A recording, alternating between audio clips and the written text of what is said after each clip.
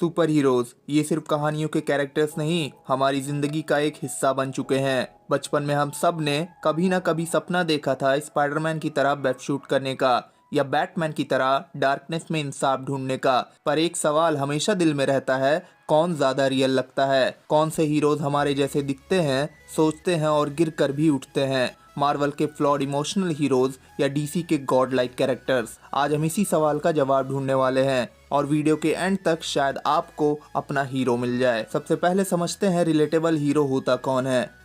Relatable hero वो होता है जिसमें हम अपना थोड़ा हिस्सा देख पाएं। अब दोनों यूनिवर्सेस मार्वल और डीसी के पास अपनी अपनी स्टाइल है। मार्वल के हीरोज रियल वर्ल्ड में जीते हैं जहां बिल्स, हार्ट ब्रेक्स और डिप्रेशन भी होता है। वहीं डीसी के हीरोज एक अलग लेवल पे ऑपरेट होते हैं। वो ज्यादा आइडियलिस्टिक, सिंबॉलिक और हीरोइक होते हैं। तो क्वेश्चन ये नहीं कि कौन बेटर है, सवाल ये है कौन ज्यादा ह्यूमन फील कराता है। जैसे मार्वल का एक सिंपल फंडा था, let's bring super heroes into the real world. इसीलिए जब आप मार्वल के हीरोज देखते हो तो पहले आप एक ह्यूमन देखते हो, बाद में एक सुपर हीरो वाला फील आता है। स्पाइडरमैन एक परफेक्ट एग्जांपल है। पीटर पार्कर एक नॉर्मल कॉलेज जाने वाला लड़का, उसके पास रेंट देने की प्रॉब्लम है, स्कूल का स्ट्रेस है और पर्सनल लाइफ के अलग लगी पड़ी है। वो पावर्स के साथ रिस्पॉन्सिबिलिटी सिखाता है। उसकी कहानी हम सब के लिए एक मेटाफर है कि हर इंसान दूसरे इंसान से मिलने से पहले एक मास्क पहनता है। टोनी स्टार्क एक बिलियनियर होने के बावजूद भी उसे खालीपन महसूस होता है।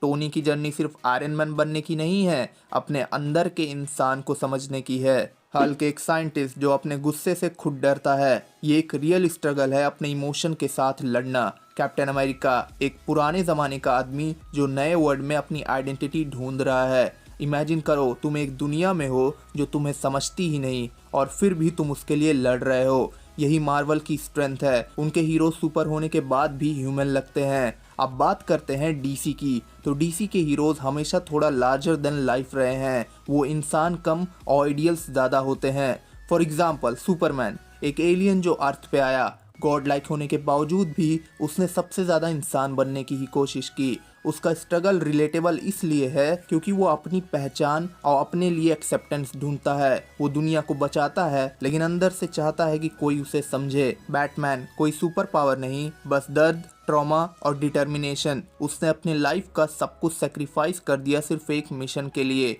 वो हमें दिखाता है कि इंसान अपने अंधेरों से लड़कर भी हीरो बन सकता है। वंडर वुमन जो इंसान नहीं है पर इंसानियत पे सबसे ज्यादा यकीन करती है। उनकी कमियों के बावजूद भी वो उनके अंदर अच्छाई ढूंढने की कोशिश करती है। डीसी के हीरोज रिलेट करने से ज्यादा इंस्पायर करते हैं। वो हमें ये फील करवाते हैं कि इंसान अपनी लिमिट्स क्रॉस करके भी दुनिया बदल सकता है। तो दोनों यूनिवर्सेस के हीरोज अलग अलग इमोशंस टच करते हैं। मार्वल के हीरोज दोस्त लगते हैं, वो गलती करते हैं, गिरते हैं, सीखते हैं। उनके जोक्स पे तुम हंसते हो और उनके स्ट्रगल में अपनी रिफ्लेक्शन देखते हो। वहीं डीसी के हीरोज मेंटोर जैसे लगते हैं। वो हमें इंस्पायर करते हैं बेटर इंसान बनने के लिए। उनके आइडियल्स, मॉरल्स और फिलॉसफी से हम सीखते हैं। तो यहाँ कोई विनर नहीं है, यहाँ बस अप्रोच अलग है। मार्वल का फोकस है रिलेटेबल इमोशन, डीसी का फोकस है आइडियलिस्टिक इंस्पिरेशन। पिछले कुछ सालों में दोनों यूनिवर्सेस इवॉल्व हुए हैं। मार्वल ने दिखाया कि हीरोज सिर्फ सफेद लंबे मर्द नहीं होते। अब मिस मार्वल, शैंग-ची और ब्लैक पैंथर जैसे के थ्रू कल्चरल डाइवर्सिटी और रिप्रेजेंटेशन का कॉन्सेप्ट आया है। हर बैकग्राउंड के हीरो अपने यूनिक स्ट्रेंथ के साथ। डीसी ने भी इवॉल्व किया।